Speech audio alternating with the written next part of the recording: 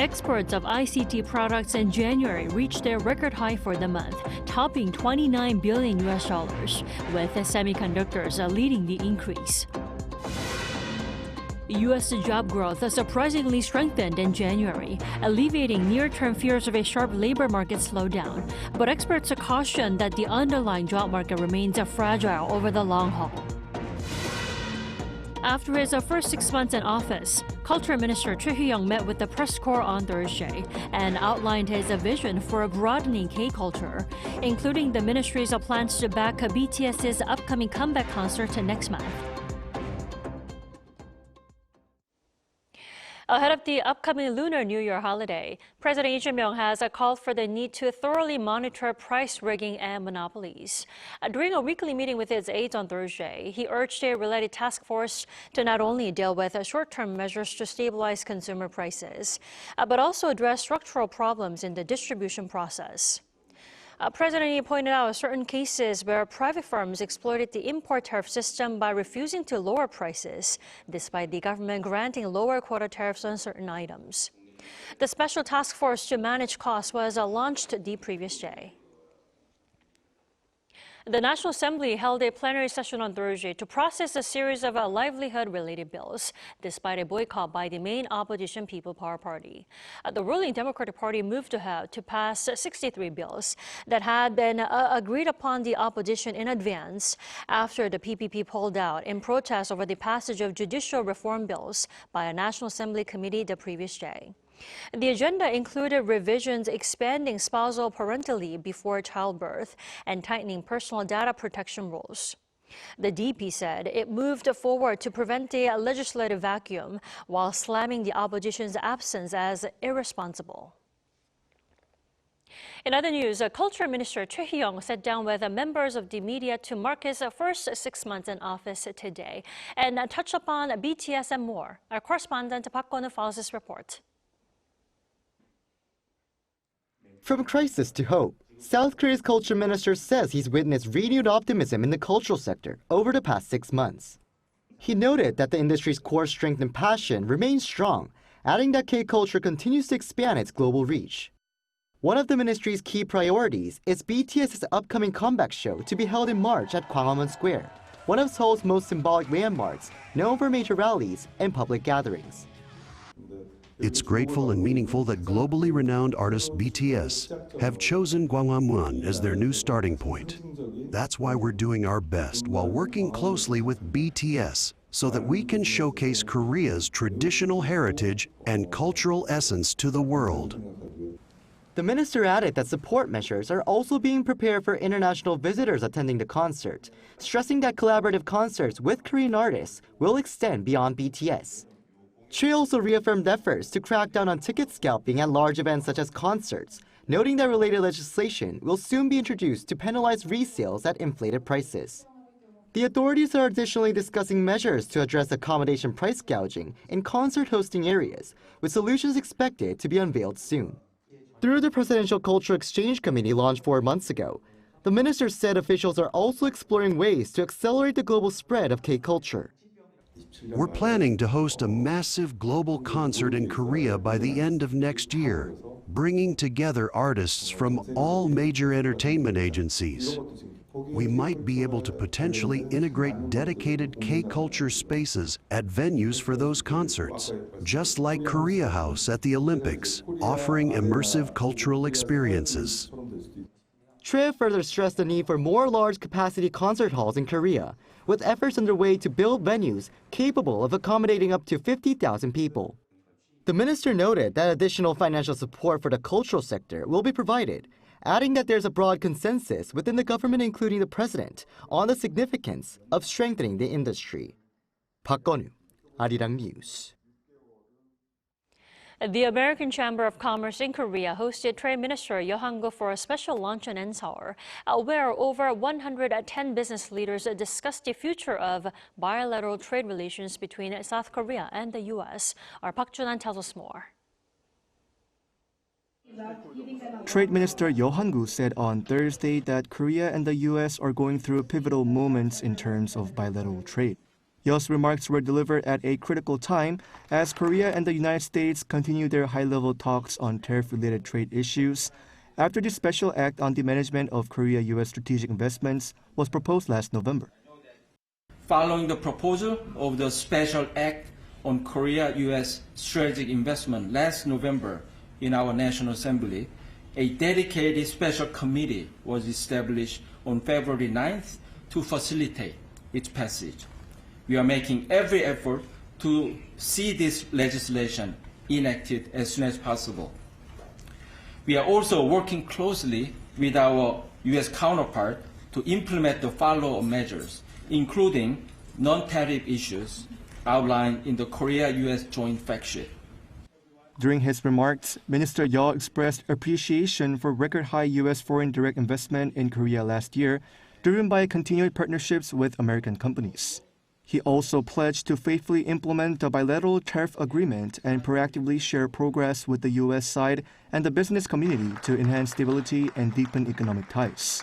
AMCHAM Chairman and CEO James Kim, the host of the event, reaffirmed AMCHAM's full support for the Korean government's efforts and its commitment to close collaboration for a stable, forward-looking trade relationship. I discussed with President Lee Jae-myung during our roundtable 2 weeks ago.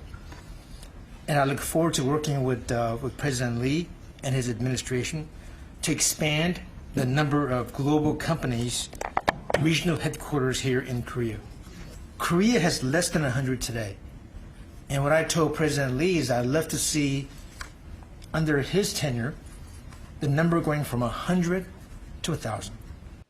In a closed-door session, Minister Yo and Chairman Kim reportedly held in-depth exchanges on evolving global trade dynamics, bilateral investment cooperation, and steps to improve Korea's foreign direct investment environment.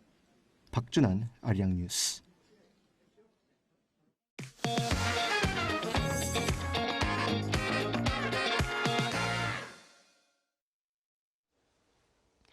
Exports of ICT products in January hit a record high for the month, reaching above $29 billion with Semiconductor spearheading these shipments. And this comes as memory chips are in high demand, and South Korea's SK hynix leads the market with high bandwidth memory chips. For more, we have our Kim Do-yeon in the studio with us. Welcome back, Do-yeon. Thank you for having me. So, Do-yeon, what are the details behind the latest numbers? Right, as you said, ICT exports showed a significant increase in January amid high demand for memory chips, which Korean companies are strong in. Let's first take a look at the latest report.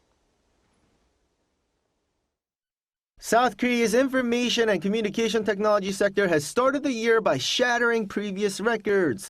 According to the Trade Ministry on Thursday, ICT exports in January reached $29.05 billion, a 78.5% increase on year.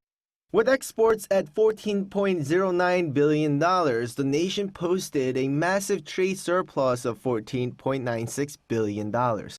This historic performance was driven almost entirely by semiconductors. Chip exports alone more than doubled to $20.55 billion.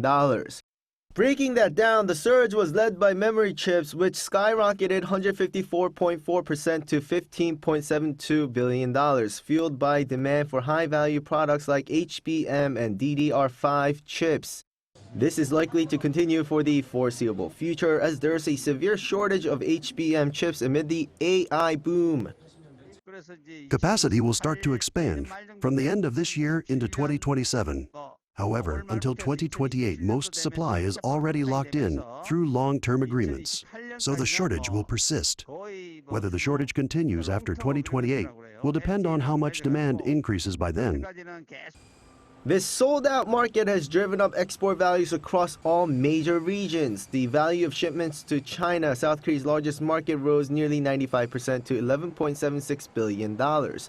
Exports to Vietnam jumped 63.6% to $4.67 billion, while exports to the European Union increased roughly 31%.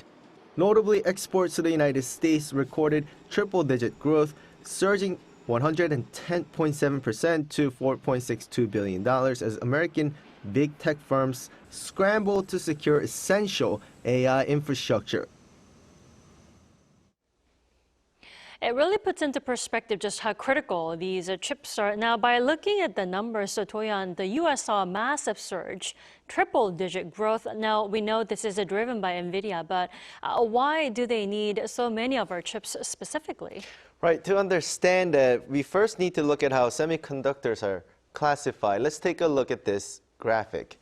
Broadly speaking, chips are divided into two main categories, memory and system chips. On the left, you have memory chips like DRAM and NAND, which store data. Think of them like a filing cabinet. On the right, you have system chips like GPUs and CPUs, which process data like a brain doing calculations. NVIDIA designs the GPU, the processor that does the heavy lifting for AI, but that brain needs to access a massive amount of information instantly.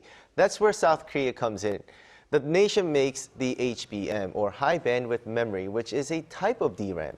You can't just have a fast brain, you need a super fast filing cabinet right next to it. NVIDIA literally cannot build their AI accelerators without attaching HBM chips to their GPUs. That's why you see that massive spike in exports to the US. They're buying every single HBM chip SK Hynix and Samsung can produce. So it is a symbolic relationship, but with the demand this high, surely other countries will try to get in on this. Now, was the shortage expected, and where does China stand in all of this? Now, that is a big question. Everyone knew AI was coming, but almost no one expected to be this fast, which is why we have this shortage. SK Hynix is only able to supply 60 to 70% of current orders because it didn't expect the demand. Also, that's one of the reasons why it has been seeing large profits. Now, as for China, they are investing heavily, but they are playing catch-up. In the case of DRAM, there is currently a gap of about 2 to 3 years between South Korea and China. Because of this, China uses most of its domestic DRAM for legacy products, while South Korea's DRAM is used for high-end smartphones and data centers. Now, a 2 to 3 year gap, that's significant in the tech world, Toyan. Now, if we're sold out until 2027, what is the next step for our chip makers? Well, the race is speeding up. So while the two South Korean companies are currently dominating with HBM3E, both Samsung and SK Hynix are already moving to the next generation, HBM4. In fact, Samsung Electronics has already made a leap as it announced that mass production and shipment of HBM4 began today. A world first. They're calling it the world's best in terms of performance with a massive bandwidth of 3.3 terabytes per second. That's nearly triple the speed of the previous version.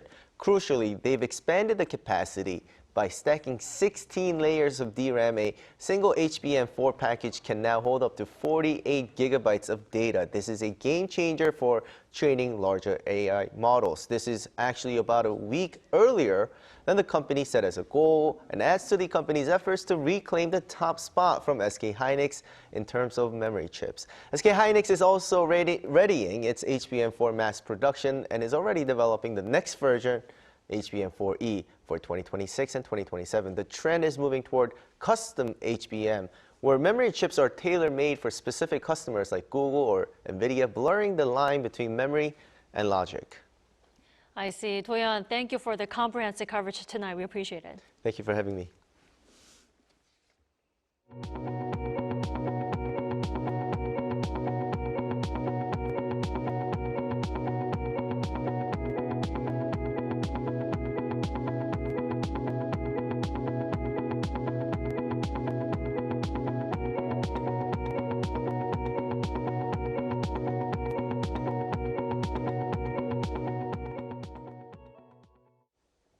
North Korean leader Kim Jong-un's daughter, Kim Joo-ae, is reportedly in the process of being designated as a successor. Those remarks were made by South Korea's National Intelligence Service during a closed-door briefing to the Parliamentary Intelligence Committee on Thursday. With Joo-ae's presence regularly highlighted at major events, including the founding anniversary of the Korean People's Army and a visit to the Kumsusan Palace of the Sun, signs of her expressing opinions on certain state policies have been detected, said the intelligence agency.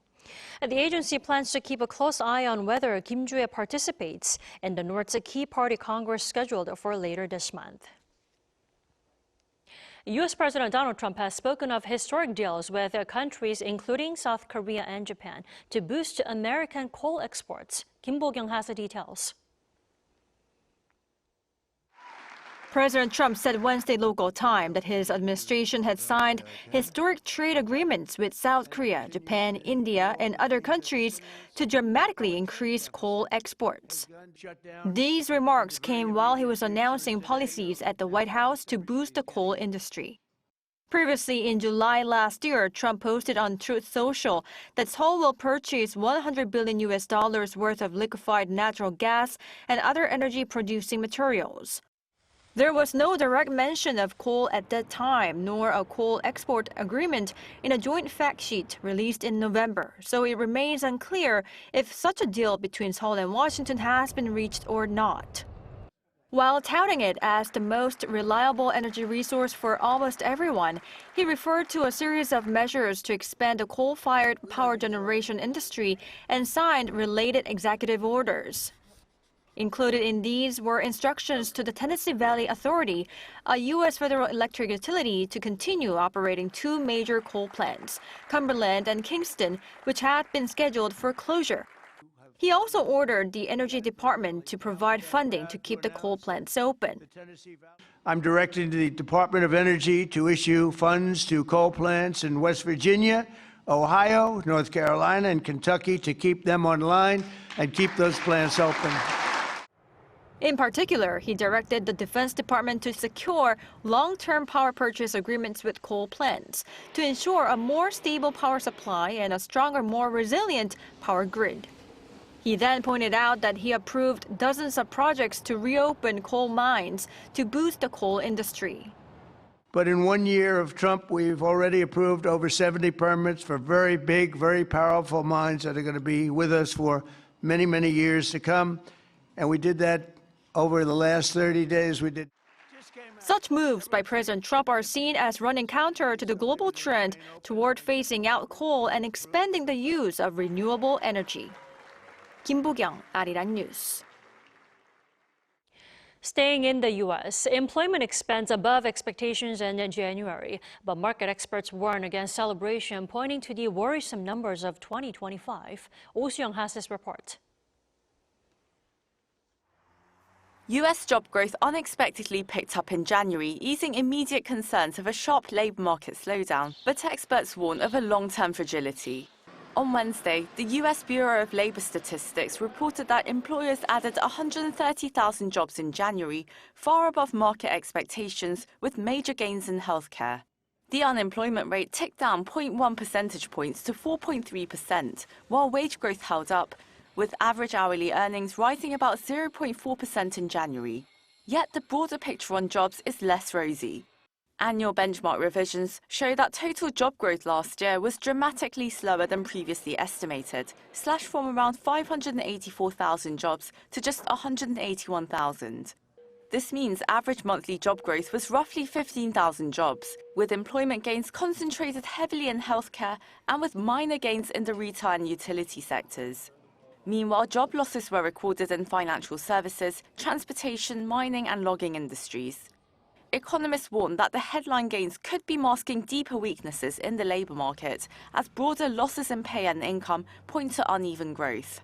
Both of those metrics showed a spike in the second half of January. For the lost pay and income one, we'd actually seen this upward trend begin in late 2025. But what changed in 2026 is that it spread from more just the lower income group who were more isolated and kind of experiencing tougher economic conditions. It spread to hit the high income group.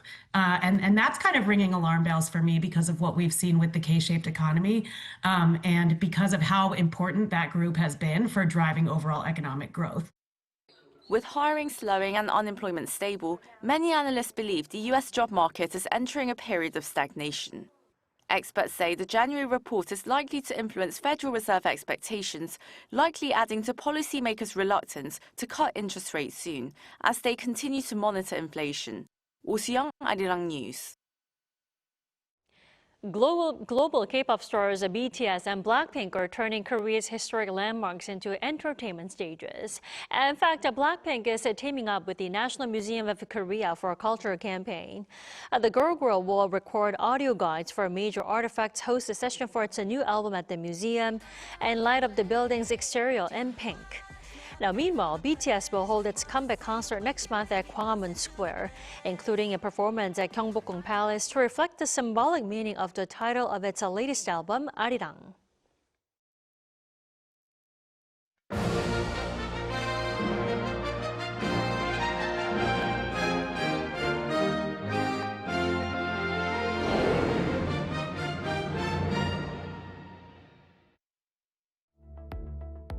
Hello and welcome. I am your AI sports correspondent, Arirang. This section features AI-generated content and scripts, bringing you the latest news from the Olympic Winter Games Milano Cortina 2026. Here are our top stories. South Korean teenagers Tae-ga-on and Lee Tae-woon both secured spots in the snowboard half-pipe finals on Wednesday at Livingno Snow Park. In the women's event, 17-year-old Tae-ga-on scored 82.25 points in her first run to finish 6th among 24 boarders. She remains a podium contender, alongside American Chloe Kim, who led the field with 90.25 points. In the men's qualification, 19-year-old Lee Tae-woon scored 82.00 points to finish 9th, securing his place in Friday's 12-man final. Both athletes will have 3 runs in their respective finals to determine the medal standings. South Korea's Koo Kyung-min finished 10th in the men's 1,000-meter speed skating final on Wednesday at the Milano Speed Skating Stadium. The 21-year-old Olympic debutant finished the race in 1 minute, 8.53 seconds, finishing 2.25 seconds behind the winner. American Jordan Stolz won the gold medal with a new Olympic record of 1 minute, 6.28 seconds. Koo stated after the race that he executed his plan well despite the high stakes. He now shifts his focus to the 500-meter sprint on Saturday. After a frustrating crash in the mixed relay, South Korea's short track stars are back on the ice for a shot at redemption. Choi Min-jung, Kim Gil-lee, and Lee So-yeon will compete in the women's 500 meters, while Im Jong-un, Hwang Dae-hun, and Shin Dong-min take part in the men's 1,000 meters. The team is now laser-focused on these upcoming finals. Despite concerns over soft ice causing falls, the skaters say they are ready. All eyes are on whether these individual races will bring Team Korea's first short track gold of the Games. A story of resilience has stolen the spotlight in Milan. Canadian ice dancers Piper Gillis and Paul Poirier have won the bronze medal. This victory comes just 3 years after Gillis was diagnosed with ovarian cancer. After 15 years of skating together, the veteran duo delivered an emotional performance set to the song Vincent to secure their first ever Olympic podium. Gillis hopes her journey inspires others facing dark times to keep believing in themselves. Before we head out, let's look ahead. Appearing now on your screen are the current medal standings and the upcoming schedule for the Olympic Winter Games Milano Cortina 2026.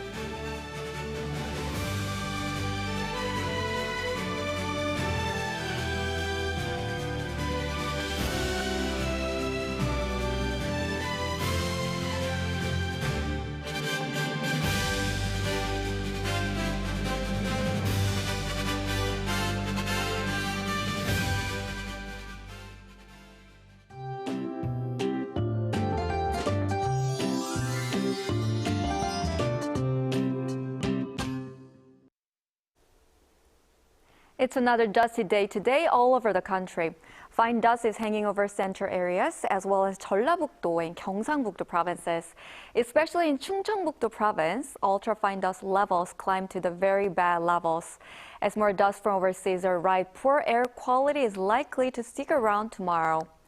Dry conditions are continuing along the East Coast. A wildfire broke out in Gangwon-do province early this morning, and firefighters are still working to put it out, so please be extra careful to prevent fires. Seoul will start off at 2 degrees Celsius tomorrow morning, with Daejeon and Gwangju at -1 degree. Daily highs will rise to 11 degrees in Seoul, 8 degrees in Chuncheon. Early spring weather is expected throughout the New Year holidays. That's all for Korea. Here are the weather conditions around the world.